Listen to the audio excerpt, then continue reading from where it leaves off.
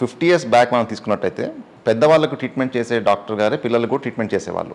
అయితే ఎలా అయితే సైన్స్ అనేది అడ్వాన్స్ అయ్యిందో, ఎలా అయితే రీసెర్చ్ ప్రోగ్రెస్ అయ్యిందో మనం అర్థం చేసుకుంది ఏంటంటే, చిన్న పిల్లలు అనేవాళ్ళు వాళ్ళ శరీరం యొక్క తత్వం చాలా డిఫరెంట్. వాళ్ళ బాడీ సైజ్ కానీ, వాళ్ళ బాడీ అవయవాలు అంటే అనాటమీ, ఆ ఫంక్షన్ చేసే విధానం అంటే ఫిజియాలజీ, వాళ్ళకు వచ్చే డిసీజెస్ అంటే పెథాలజీ, ప్లస్ వాళ్ళకున్న సైకాలజీ అంటే వాళ్ళు ఒక ఎమోషనల్లీ డిపెండెంట్, వాళ్ళ ప్రాబ్లం వాళ్ళు ఎక్స్ప్రెస్ చేయలేరు. ఇవన్నీ కన్సిడర్ చేసుకుంటే అడల్ట్స్కి చేసే ట్రీట్మెంటే పిల్లలకు కూడా చేయడం అనేది కరెక్ట్ కాదు అని తెలుసుకున్నాం. అప్పుడు మనకి పీడియాట్రిక్స్ అండ్ పీడియాట్రిక్ సర్జరీ లాంటి సపరేట్ స్పెషాలిటీస్ పిల్లలకు ఉండాలి అనేది స్టార్ట్ అయ్యింది. అప్పటి నుంచి ఈ డిపార్ట్మెంట్స్ అనేవి సపరేట్గా గ్రో అవుతున్నాయి. ఎందుకంటే మనం అర్థం చేసుకున్నాం వాళ్ళ ప్రాసెస్ అనేది. ప్లస్ ఇంకొకటి స్పెషల్గా మనం ఇక్కడ కన్సిడర్ చేయాల్సింది ఏంటంటే, చిన్న పిల్లలు వాళ్ళకున్న ప్రాబ్లమ్స్ని ఎక్స్ప్రెస్ చేయలేరు. సో వాళ్ళ ప్రాబ్లమ్స్ మనం అర్థం చేసుకోవాలి.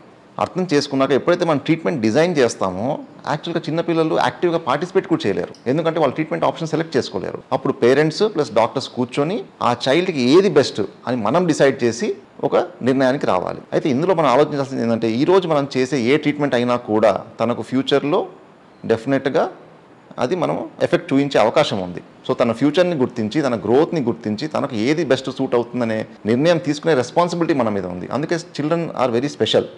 సో వాళ్ళని మనం అడల్ట్కి ట్రీట్ చేసినా చేయలేం. అయితే మనకు ఈ మెడికల్ సైన్స్లో చూస్తే ఒక చాలా ఫేమస్ స్టేట్మెంట్ ఉంటుంది, child is not a miniature adult అంటారు. అంటే ఒక పెద్దవాళ్ళని కుదించి ఒక పిల్లాన్ని తయారు చేయలేం మనం.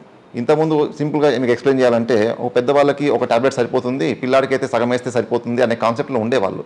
అది maybe 1 in 100 times correct, 99 times it is wrong. ఎందుకంటే పిల్లలు టోటల్గా సపరేట్ ఎంటిటీ. అందుకే డెఫినెట్గా పిల్లల కోసం అంటూ హాస్పిటల్స్ ఉండాలి, పిల్లల కోసం అంటూ సపరేట్ డాక్టర్స్ ఉండాలి.